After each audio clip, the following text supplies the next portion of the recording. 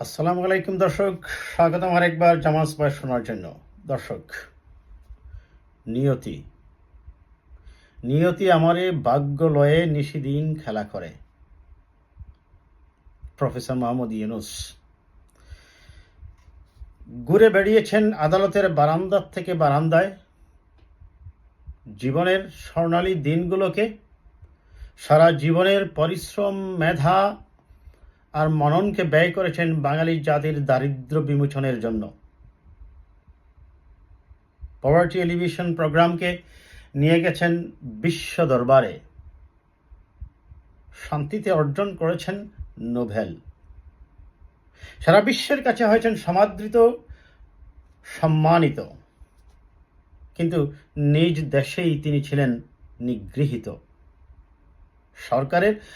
সদ্যবিদায়ী সরকারের দ্বারা লাঞ্ছনার শিকার হয়েছেন, অপমানিত হয়েছেন পদে পদে।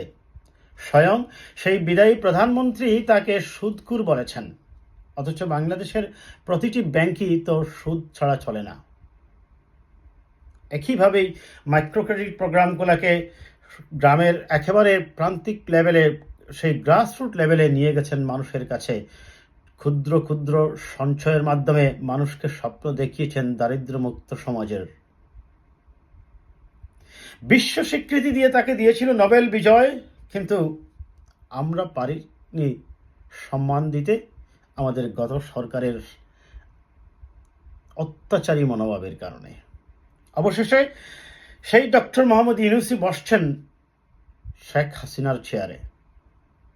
তিনি ফিরে আসছেন ফ্রান্স থেকে, এসে আগামীকালকেই হবে তার শপথ। সেই শপথ অনুষ্ঠান সম্ভবত বৃহস্পতিবার রাত 8টার দিকে হতে পারে। থাকবেন 15 জন উপদেষ্টা, তবে সেই 15 জন উপদেষ্টার মধ্যে সেটা প্লাস মাইনাসও হতে পারে। এটা এখন প্রায় চূড়ান্ত যে তিনি হচ্ছেন উপদেষ্টা। তবে তার আগে আজকে একটা জিনিস বলেন এই দর্শক, ডক্টর মোহাম্মদ ইউনূসকে বিগত সরকার তার উপর যে নির্যাতন করে, যে তার উপর একটা বিবর্তনমূলক সাজা দিয়েছিল, নিবর্তনমূলক, সেই সাজায় তাকে 6 মাসের জেল দেওয়া হয়। আজকে তার সেই 6 মাসের সাজাটা বাতিল করেন শ্রম আপিল ট্রাইব্যুনালের বিচারক এম.এ. আউয়াল। কারণ একজন আদালতের দণ্ডপ্রাপ্ত আসামি তো আর প্রধান উপদেষ্টা হতে পারেন না। সবই নিয়তি। আজকে তার এইগুলা অতি দ্রুতই আদালত বসিয়ে সেখানে তার এটা সম্পূর্ণরূপে বাতিল করে দেওয়া হয়। জনাব ইউনূস, তিনি প্রধান উপদেষ্টা, এখন আমরা বলতেই পারছি তাকে। তিনি ফাইন্যান্সিয়াল টাইমে একটি সাক্ষাতে বলেছেন তার নির্বাচনী রোডম্যাপ তৈরি করতে হবে। দেশ পুনর্গঠনের জন্য তিনি কথা বলবেন দেশের সুশীল সমাজ, রাজনৈতিক দল এবং আন্দোলনকারী সেই কোটা সমন্বয়কদের সাথেও কথা বলবেন বলে আমরা বিশ্বাস করি। নির্বাচনী রোডম্যাপ তৈরি করতে হবে। সেই নির্বাচনী রোডম্যাপ তৈরি করাটাই হচ্ছে তার জন্য প্রধান চ্যালেঞ্জ। তার কারণ হচ্ছে গত 16 বছর থেকে একদলীয় শাসন ব্যবস্থা চলার কারণে প্রশাসনের রন্ধ্রে রন্ধ্রে দলীয়করণ হয়েছে। এখন হয়তোবা আগামী নির্বাচনে সেই বিদায়ী দল বা যাদের নেত্রী দেশ ছেড়ে পালিয়েছিলেন তাদের দল নির্বাচনে অংশগ্রহণ করবে কিনা আমরা সেটা জানি না। আর যদি করেও হয়তোবা তাদের সেই প্রভাব বিস্তারের কোনো সুযোগই থাকবে না। থাকবে না কেন্দ্র দখলের, থাকবে না নির্বাচন কমিশনারের এমন কোনো মন্তব্য করা যে জনগণ এখন টাকা পয়সার মালিক হয়েছে, ঘুম থেকে দেরি করে উঠে, তাই তারা ভোট দিতে আসেনি। কিংবা নির্বাচন কমিশনার বলবেন না এখন অগ্রহায়ণ মাস, মানুষ দান কাটতে গিয়েছে, দানের পিঠা খাবে, এখন আর তারা ভোট দেওয়ার জন্য খুব একটা চিন্তা করে না। এইরকম কাল্পনিক এবং বিবেক বিবর্জিত কোনো কথা হয়তো বা শুনতে হবে না। মানুষ আনন্দে সেই তত্ত্বাবধায়ক সরকারের অধীনে যে 4টি নির্বাচন হয়েছিল ঠিক এমনিভাবেই আবারও আগামী নির্বাচনে ভোট দিতে যাবে। তবে এর জন্য প্রফেসর মোহাম্মদ ইউনূসকে তৈরি করতে হবে ক্ষেত্র। পুলিশ প্রশাসনে বিশেষ করে দলীয়করণের মাধ্যমে যে নিয়োগগুলো দেওয়া হয়েছে এগুলাকে সরাতে হবে এবং এখানে নিরপেক্ষ যোগ্য ব্যক্তিদের নিয়ে আসতে হবে।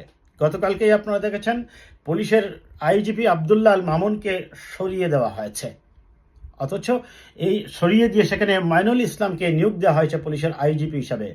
অথচ দেখেন সেই পুলিশের আইজিপি যিনি ছিলেন আবদুল্লাহ আল মামুন, তার বিরুদ্ধে অলরেডি মার্কিন যুক্তরাষ্ট্রের স্যাংশন ছিল। এরকম স্যাংশন পাওয়া মানবাধিকার লঙ্ঘনকারী একজন ব্যক্তিকে পরিকল্পিতভাবেই সাবেক প্রধানমন্ত্রী তাকে পুলিশের আইজিপি নিয়োগ করেছিলেন, ভেবেছিলেন শেষ রক্ষা হবে তার।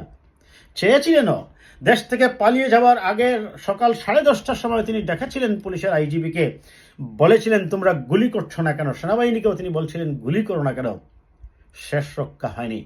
এমনকি একেবারে স্বয়ং স্পেসিফিক পুলিশের আইজিপি আবদুল্লাহ আল মামুন বলেছিলেন যে মাননীয় প্রধানমন্ত্রী, গুলি করেও এখন আর নিয়ন্ত্রণ করা যাবে না পরিস্থিতি যেখানে গিয়েছে। হয়েছেও তাই। চেয়েছিলেন একটি ভাষণ রেকর্ড করবেন জাতির উদ্দেশ্যে 5 মিনিটের, সেই সুযোগও তাকে দেওয়া হয়নি। বলা হয়েছে আপনি প্রাণ নিয়ে বাঁচেন, চলে গেছেন। যাই হোক, সে ওইদিকে আমি যাচ্ছি না। এখন যাই হোক দর্শক, আগামীকালকে প্রফেসর মোহাম্মদ ইউনূস গঠন করবেন তার মন্ত্রিসভা। সেই মন্ত্রিসভার বা অন্তর্বর্তীকালীন সরকারের মেয়াদ কতদিন হবে এটা কিন্তু আমরা এখনো জানি না, তবে ডিপেন্ড করবে how fast they can work এবং কতটুকু সহযোগিতা রাজনৈতিক দলের পক্ষ থেকে পাচ্ছেন। তবে যেটাই করেন আমাদের প্রত্যাশা থাকবে তার প্রতি, যেন এই গতানুগতিক শুধু নির্বাচন নয়, নির্বাচনী আইনের কিছু সংস্কার নিয়ে আসতে হবে, প্লাস গণতন্ত্র নিশ্চিতের জন্য যাতে সঠিক প্রার্থী জনগণ নির্বাচিত করে, বিশেষ করে বড় দলগুলা মনোনয়ন দেওয়ার ক্ষেত্রে যেন যোগ্য ব্যক্তিদের মনোনয়ন দেয়, অর্থের বিনিময়ে কিংবা কোনো ধরনের ফাইন্যান্সিয়াল লেনদেনের মাধ্যমে যেন এই মনোনয়নগুলো দেওয়া না হয়। এইদিকে যেন তত্ত্বাবধায়ক সরকার বা অন্তর্বর্তীকালীন সরকার মনোযোগ দেয়। পাশাপাশি দেশের অর্থনীতিবিদ, আমি কালকে একটি ভিডিও করেছিলাম দর্শক, আমি বলেছিলাম যে কেমন হবেন ডক্টর ইউনূস, বিকজ তিনি একজন ইকোনমিস্ট, তিনি পভার্টি এলিভেশন নিয়ে কাজ করা একজন অভিজ্ঞ মানুষ। কাজেই আমি আশা করব, আমরা জাতীয় প্রত্যাশা করে যে তিনি খুব দ্রুতই অর্থনৈতিক যে সংকট আছে সেটাও কাটিয়ে উঠবেন এবং বিদেশিরাও যদি রেমিটেন্স ও প্রপার মাধ্যমে ব্যাংকিং চ্যানেলে পাঠায়, আমরা আশা করি সেটা তিনি কাটিয়ে উঠবেন। তবে মূল যে ফোকাস সেটা হচ্ছে একটি নিরপেক্ষ নির্বাচন, যে নির্বাচনের মাধ্যমে জনগণের অনেকগুলো আশা আকাঙ্ক্ষার প্রতিফলন জাতি দেখতে পাবে এবং সেই ক্ষেত্রটা তারা সৃষ্টি করবেন। তবে আমি আবারও বলছি, যোগ্য প্রার্থী নির্বাচনের ক্ষেত্রে তারা কি কি পদক্ষেপ নেয় দর্শক, সেটা আমরা দেখব, আর দেখে তারপরে আবার আমরা কথা বলবো। ভালো থাকবেন দর্শক, কথা হবে আবার কোনো বিষয় নিয়ে।